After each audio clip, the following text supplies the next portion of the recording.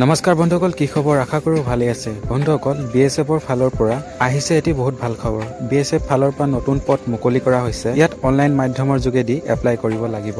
Apply last date December মাহৰ 30 তাৰিখে।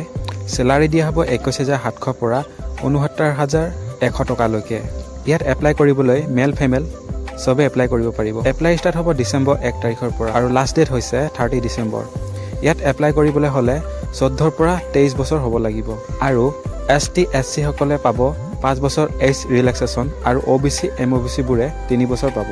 General EWS বোৰে 140.40 ৰুপিজ পেমেণ্ট কাটিব লাগিব। Payment mode online. ইয়াত ভেকেঞ্চি আছে 275টা।